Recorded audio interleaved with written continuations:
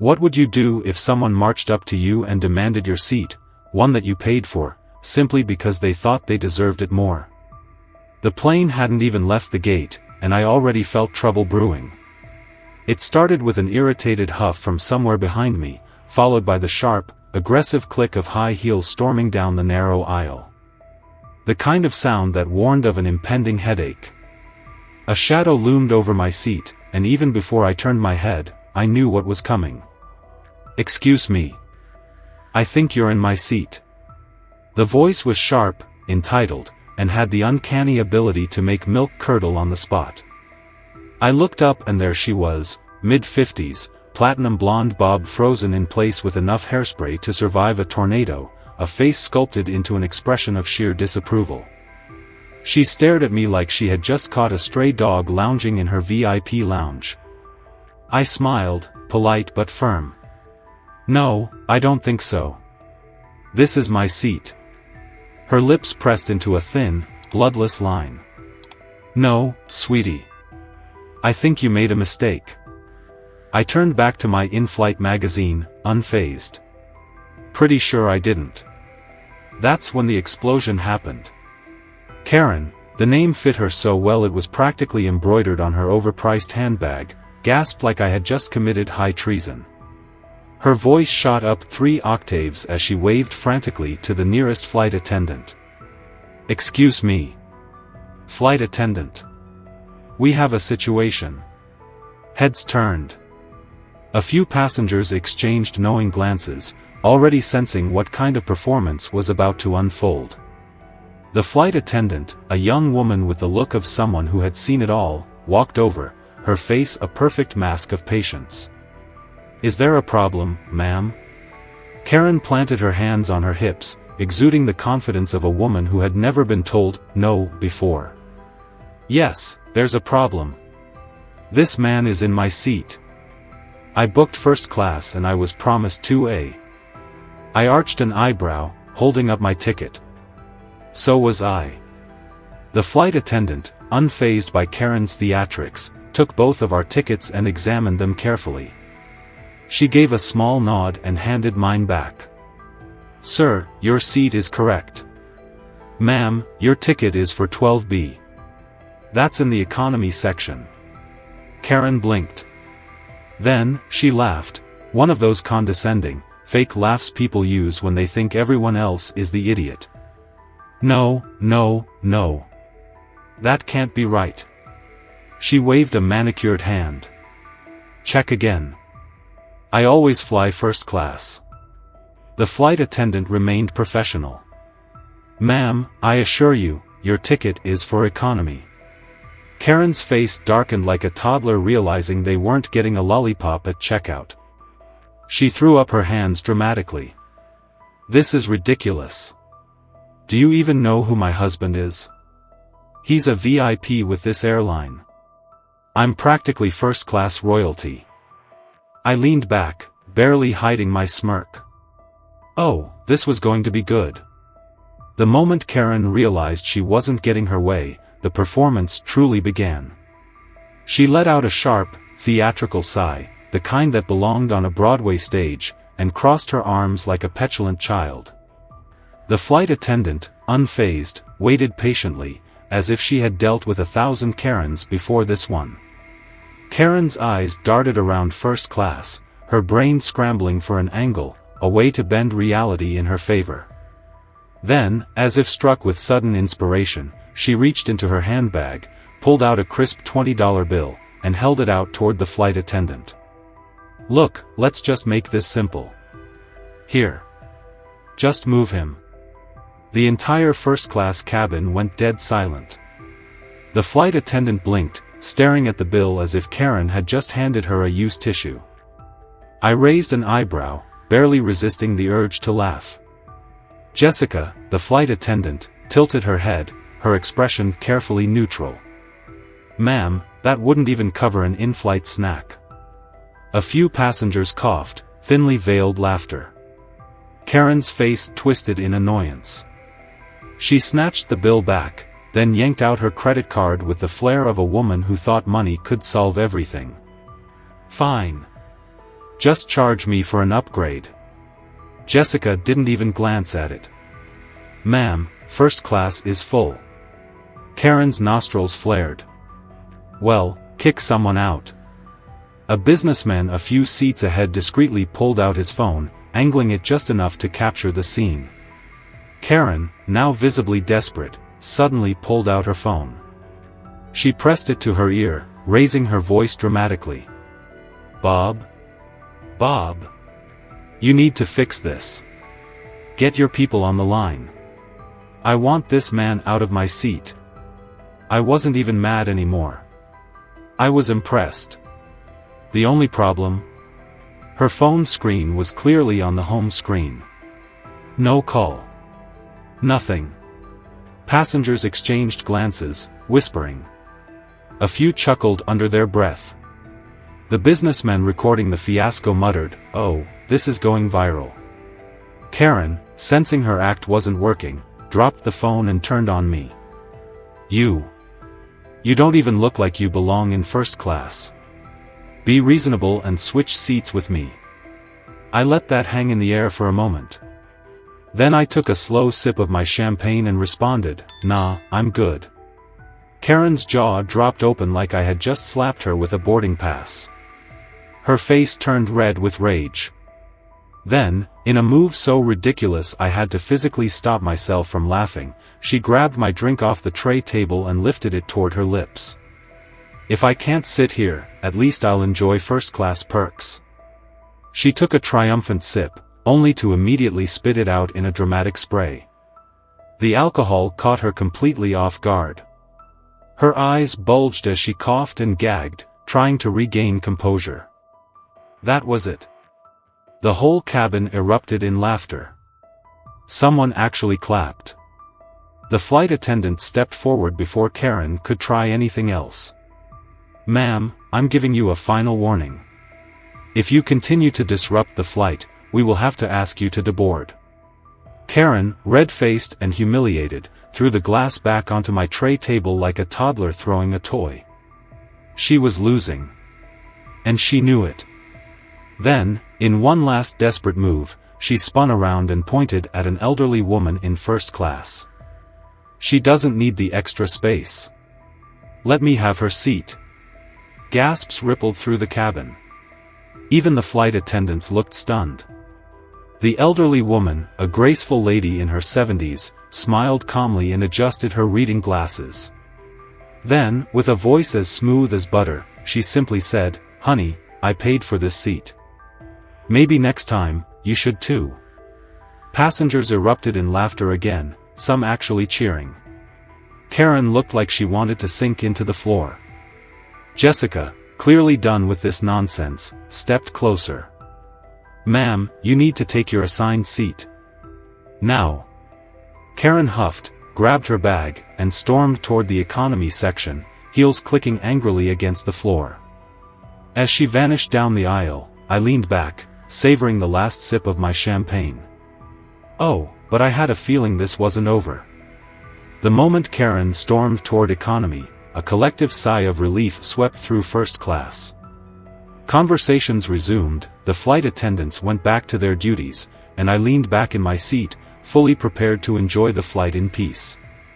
I even reached for my magazine, thinking that was the end of it. I should have known better. Just as I was settling in, an irritated, indignant voice cut through the cabin. "This is unacceptable. You have no idea who you're dealing with." Heads turned. I looked up just in time to see Karen, halfway down the aisle, now fully committed to her tantrum, whirl back around. She was furious, her lips twisted in outrage, as if reality itself had betrayed her. And then, she played her last desperate card. "My husband will hear about this. He's an executive with this airline. He'll have you all fired." A few passengers let out audible snorts of laughter. One guy muttered, "Oh, classic." I didn't react, just sipped my champagne, but the energy in the cabin had shifted. The amusement had turned into something closer to anticipation, like we were all collectively waiting for the final, glorious moment when Karen would be put in her place once and for all. And then, it happened. A deep, calm voice carried from 2 rows behind me. I'd love to hear more about that. Silence. Karen's entire body stiffened. Something in the air changed, like a predator had just walked into the room. Her bravado faltered just for a second before she turned around, face plastered with a strained, overly sweet smile.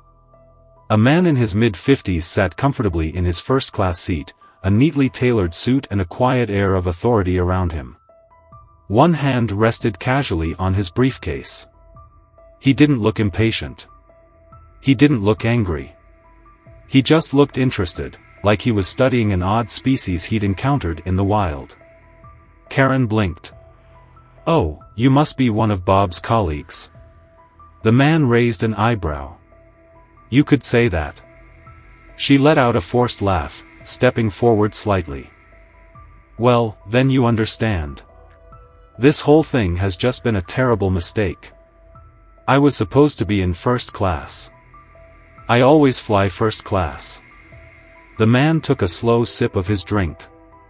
Then, with the kind of measured calm that only comes from complete and utter authority, he set his glass down and said the words that finally shattered Karen's delusion.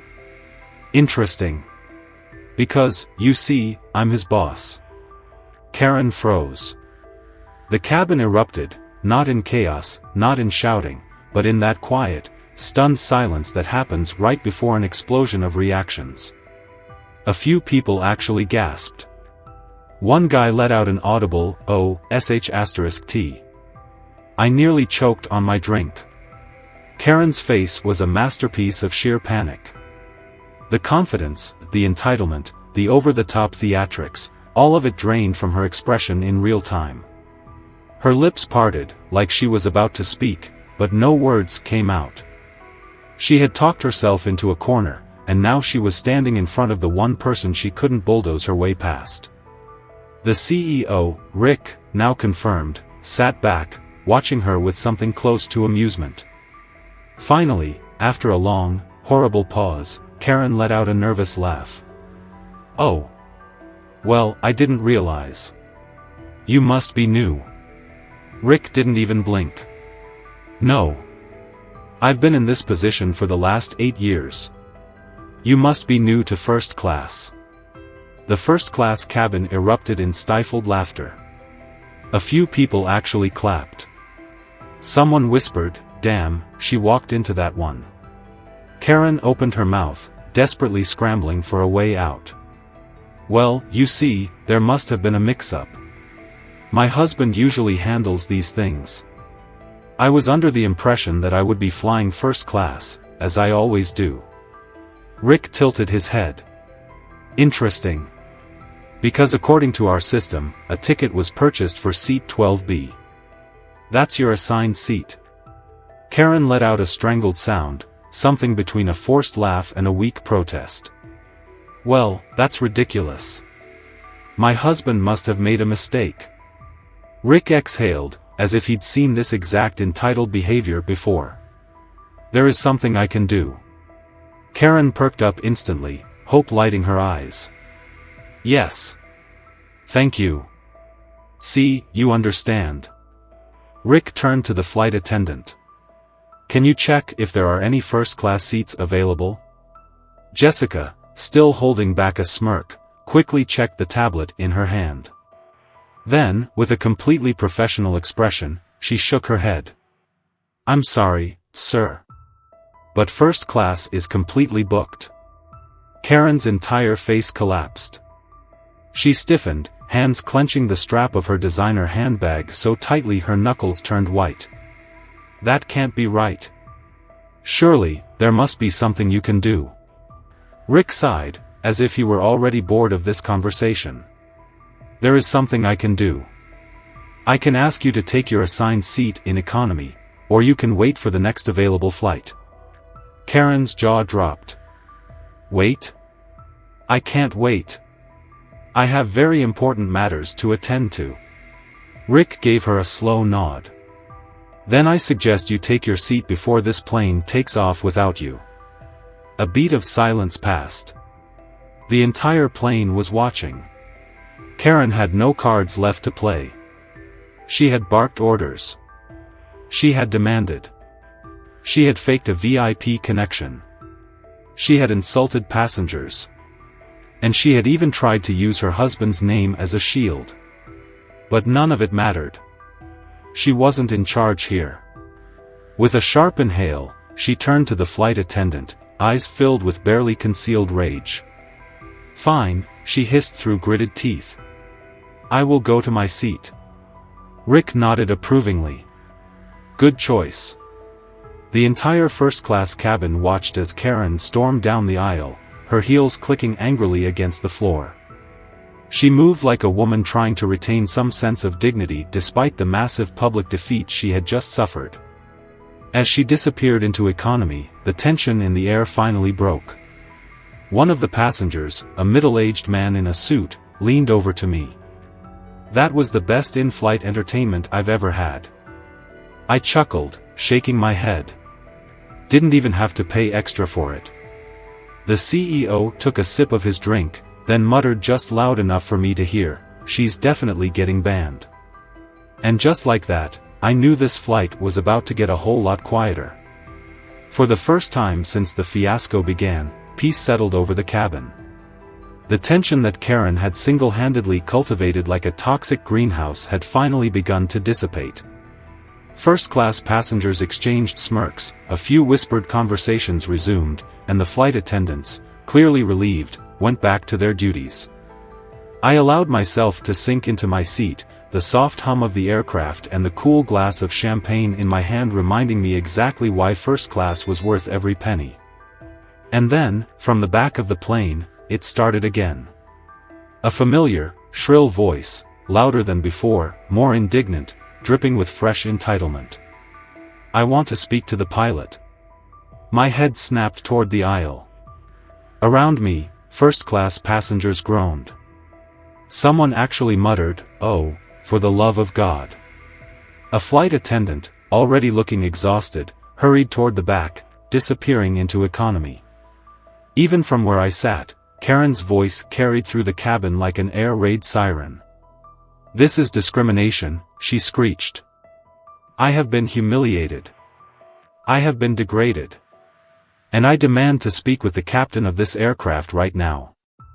I exchanged a glance with the businessman across from me, David, the one who had been filming earlier. He didn't even try to hide his amusement as he shook his head and tapped at his phone. "This just keeps getting better." The flight attendant's voice, calm but with the unmistakable edge of someone barely holding on to patience, responded. "Ma'am, the pilot is flying the plane." "And?" Karen snapped, as though this was the most ridiculous excuse she'd ever heard. "You're telling me he can't take 1 minute to address a serious issue?" "Ma'am, the pilot is responsible for the safety of this flight." The flight attendant's voice was cool, unshaken. "He cannot leave the cockpit to handle a personal complaint." Karen let out a gasp so exaggerated it was almost impressive. "Oh, so now you're saying my concerns aren't important?" From somewhere in economy, a voice, dry, sarcastic, and absolutely done, floated over the seats. "Ma'am, the only thing you've been discriminated against for is being annoying." The entire plane erupted in laughter. Some passengers actually clapped. Karen whipped around, eyes darting through the rows, trying to spot her latest opponent. Her face was now a dangerous shade of red, her breathing ragged with frustration. She wasn't just angry, she was unraveling. She pivoted to a new demand, as though that last one had never happened. "I want an upgrade," she bellowed. "I deserve to be in first class. I have rights." The flight attendant let out a slow breath, like she was mentally counting to 10. "Ma'am, we have already explained to you, there are no available seats in first class." Karen, arms crossed, chin raised like a spoiled child, refused to accept reality. "Then someone needs to give me theirs." The silence that followed was almost humiliating in its weight. Passengers turned, looking at her like she had just suggested they all start flapping their arms to help the plane take off.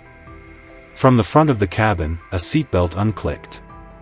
I didn't even need to turn around to know who was getting up. The CEO, Rick, walked toward the back of the plane. His movements were slow, deliberate, the kind of calm that made even the most entitled people recognize the storm brewing beneath it. Karen's entire body locked up. Her eyes flicked to him, and for the first time, there was a flash of something new, real fear. Rick stopped just beside her row, towering over her with an authority that needed no introduction. His voice wasn't raised. It didn't need to be. "Ma'am, you need to sit down and stop disturbing this flight." He paused, letting the weight of his words settle. "This is your final warning." Karen opened her mouth, closed it, then opened it again, like a fish gasping for air. "You don't understand," she tried, her voice cracking. "This is humiliating. I'm supposed to be up there, not crammed into this awful, suffocating space with these people." There was a moment of stunned silence. And then someone from the back let out a loud, dramatic, "Oh, wow. Thanks." A few snickers rippled through the cabin. Someone actually whistled. Karen, realizing her mistake, snapped her mouth shut. Rick exhaled sharply through his nose, a near laugh, more disbelief than amusement. "The only mistake here," he said, "is your behavior." Karen tried again, desperate now, clinging to her last sliver of delusion. "You're his boss," she said, her tone shifting into fake sweetness. "You can override this. You can fix this mistake." Rick didn't even blink. "Here's what's going to happen," he said, his voice dropping to a dangerous calm. "You will remain in your seat for the rest of this flight. You will not harass the flight attendants. You will not yell. You will not demand things that do not belong to you." Karen swallowed hard, gripping the armrest like a lifeline. Rick took a step closer. "If you continue this behavior, I will ensure that you are banned from flying with our airline in the future." The reaction was instantaneous. Karen froze. The blood drained from her face so fast it was almost comical. She knew. She had pushed her luck too far. Her jaw tightened, her fingers trembled over the strap of her designer handbag. I could almost see her brain racing through every possible argument, every possible way out of this. And then, she saw it. There wasn't one.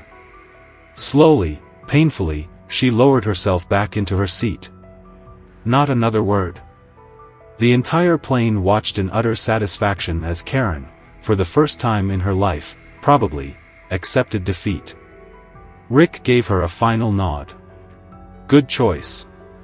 And with that, he turned and walked back to first class, his presence leaving behind the unmistakable aura of absolute power. As he passed me, he muttered, just loud enough for me to hear, "She's definitely getting banned." I took another sip of my champagne, smiling to myself. Finally. Peace. The rest of the flight was blissfully quiet. The tension that had gripped the cabin for the past hour evaporated, replaced by a collective sense of relief. Passengers settled back into their seats, the hum of conversation returning to something normal. The flight attendants, visibly relieved, resumed their duties without the looming threat of yet another entitled outburst. And Karen? She sat stone still in economy, her face twisted in silent rage, her fingers clutching the armrest so tightly her knuckles turned white. I stretched out in my first-class seat, taking in the comfort that I had paid for. A fresh glass of champagne was placed on my tray table, and I savored the moment, knowing that somewhere behind me, Karen was probably fuming in her cramped economy seat, seething over the fact that she had lost, completely, publicly, and spectacularly. The plane landed smoothly, and as passengers gathered their belongings, whispers spread through the cabin. People exchanged knowing glances, a few even grinning at each other as we all made our way toward the exit. I spotted David, the businessman who had been recording the chaos, casually scrolling through his phone. He caught my eye and smirked. "She's already viral." I glanced at his screen. The video of Karen's meltdown had already been uploaded, the title a masterpiece of internet gold, First Class Karen vs Airline CEO, Guess Who Wins? The comments section was exploding.